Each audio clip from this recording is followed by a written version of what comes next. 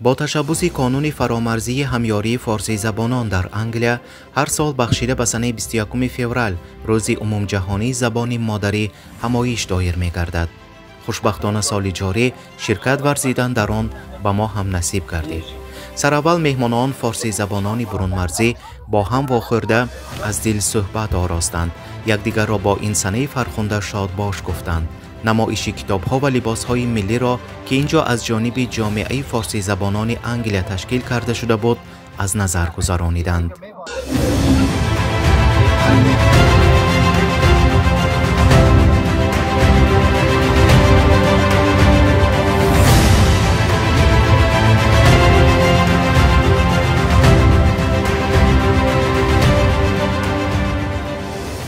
سپس حاضرین در تالار همایش سرجم آمدند.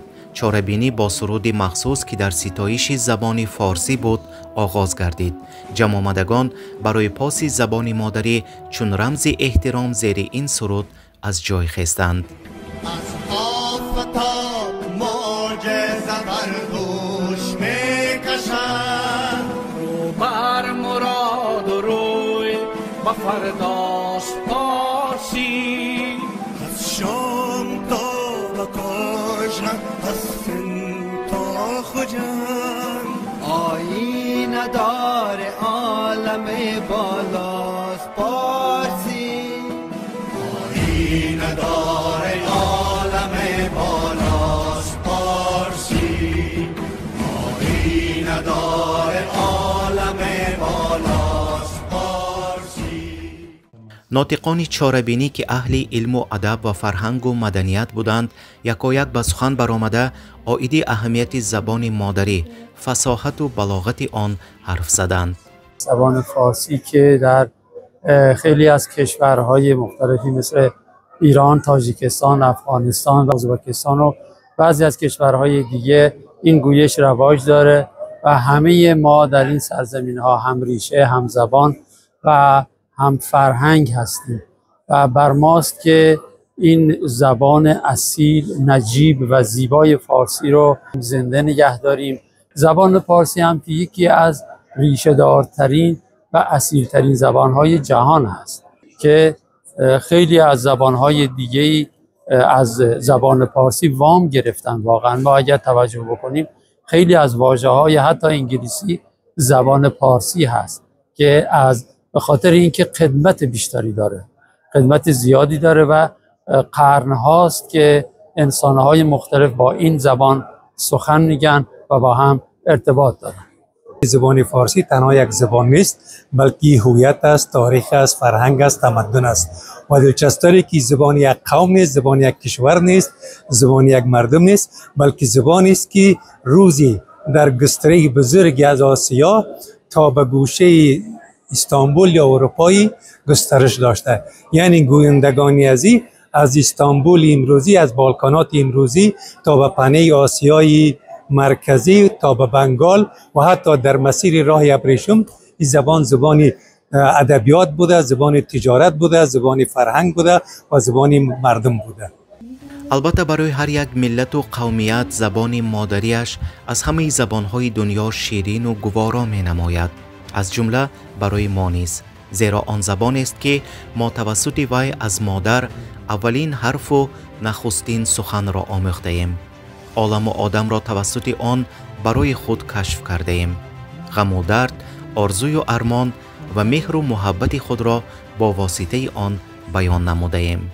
فرهنگ یک ملت آباد به سر زبانش است. هر قدر پاسداری محکم از زبان یک کشور باشه، زبان یک ملت باشه، همه قدر آثار فرهنگی و معنویش زنده و پایدار باقی میماند. برای من زبان مادری هویت ما است. برای من زبان مادری اصلیت ما است، بوی محل ما از اونجا می آیم. من خدا وقتی که شناختم باز روی از این زبان هر کلمه‌ای که من امروز افاده میکنم، احساس درون خود امرایش از طریق زبان مادری او را من فوق العاده تر نسبت به هر زبان دیگه که اگر من بعداً یاد گرفتیم او را بهتر و خوبتر من میتونم افاده بکنم. زبان فارسی زبان فرا قومی و فرا منطقه است. ما البته با تاریخ خیلی پرباری که داشته در طول سالها سیر تحول خود پی بوده، هرچند که مورد خشم و بی‌مهری هم قرار گرفته ولی خیلی استوار استاره بوده و زبان عشق است، زبان محبت است، زبان اقتصاد، تجارت، زبان سیاست و خیلی خوشحال هستم که من یک تاجیک فارسی زبان هستم. 100 سال از زبان انگلیسی زبان فارسی بیشتر بوده و توانایی ساختن 2 میلیون واژه را داره. وقتی که داخلی زبان پربار میشیم واقعا آنقدر غنی است، آنقدر پربار است و فکر کنم از بحر بیکران زبان فارسی ما قدرش هم نمیتونیم بکنیم. چاره‌بینی خیلی خاطرنشین تشکیل کرده شده بود. کلانسالان تاکید داشتند که باید پاس داشتن زبان مادری را در قلب و شعور نورسان و جوانان نیز جایگزین نمود.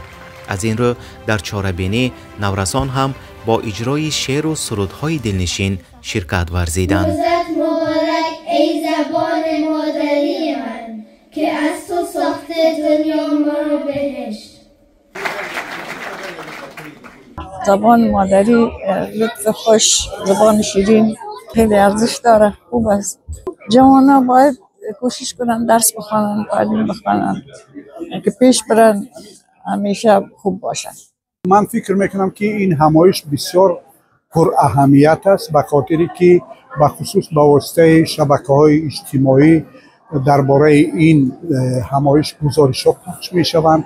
مردم به صورت ویدیو و عکس درباره این همایش اطلاعات پیدا میکنند. همگرایی زبانی فرهنگی در بین مردمان ما، مردمان کشورهای فارسی زبان و مردمان کشورهایی که در آنجا فارسی زبان ها زندگی میکنند، اونها با همدیگر ارتباط بیشتر پیدا میکنند و همچنین تشویق میشوند که به زبان مادری خودشان بیشتر اهمیت قائل شوند، زبان مادری خودشان را احترام کنند و بیاموزند و از همین لحاظ این همایش خیلی اهمیتی زیاد دارد. زبان مادری دقیقاً همون جای تأثیر خود را روی ما میگذاره که متولد میشیم و با لالایی مادر بزرگ میشیم و این زبان در رگ ما جای میگیره و برای همین ما باید شاید این زبان را تا حد توان پاسداری بکنیم، چون زبان مادری هویت ماست، تاریخ ماست، فرهنگ ماست و با همین میشه که ما خودمان باشیم، اصالتمان را نگه بداریم. در رفت چاره‌بینی ویدیونوارهای تبریکاتی مکتب بچگان که از هر گوشه و کنار دنیا فرستاده شده بود به حاضرین نمایش داده شد. باعث خرسندی بود که در آن یک گروه مکتب بچگان سمرقند هم اشتراک کردند که نوارشان از جانب حاضرین خوش پذیرفته گردید. ما دانش آموزان مکتب شماره 54 ناحیه سمرقند از نام مردم سربلند سیقل روی زمین بر تمام پرس زبانان جهان و به خصوص اشتراکداران دهمین همایش پاسداران زبان فارسی لندن روز جهانی زبان مادری را شاد باش میگیم. روز زبان مادران و پاسداران فرخنده باد.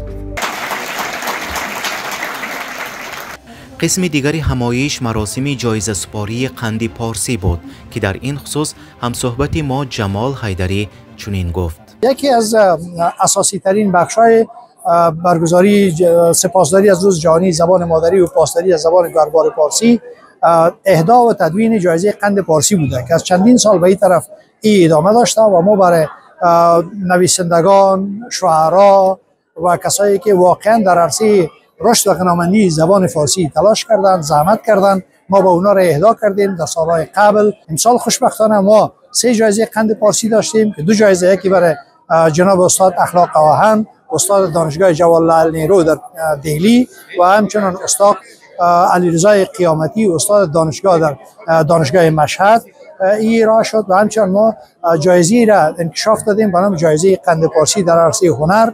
این جایزه را امسال ما به طور مشترک به 2 برادر جناب صدیق شباب و طاهر شباب که از هنرمندای بسیار با اراده و از هنرمندای بسیار با تدبیر جامعه افغانستانی ما هستند بر از ما ارائه کردیم، تقدیم کردیم. افتخار است که امروز برای من این تندیس اینا به خاطر اجرای آهنگ پارسی اینا تقدیم کردن. امیدوار هستم که کارهای بعدی را بتونیم زیادتر و خوبتر بخصوص در این عرصه کاری خود اضافه تر بسازیم. زبان مهمترین واسطه علاقه بین انسانی است. آدمان توسط زبان حرف میزنند، مبادله افکار مینمایند و غیره. این تعریف هایی است که نسبت زبان هنوز از آوان مکتب شنیده ایم و آموخته ایم. وقتا که تعریف و توصیف شاعر و نویسنده و حافظ و سرایندگان را عاید زبان مادری میشنویم، وجود کس را حسیات نجیب فرا میگیرد. در بخش نوبتی همایش اهل هنر محفل آرایی نمودند. سمرقندی بودن یک مسئولیت بزرگ است و در جمع شما بودن نیست. امروز میخواستیم همه از همون برگ سبز از سمرقند قند بیاریم برای شما. حوض 10 بیت که پهلو میزد، خیر کوثر ز دلش رو میزد، نفسی تازه به هر سو میزد. در سمرقند خیابانی هست، در سمرقند خیابانی هست. اگر آن ترک شیرازی به دست آرد، دلی مرا خالی هندیش بخشد، سمرقند و بخارا را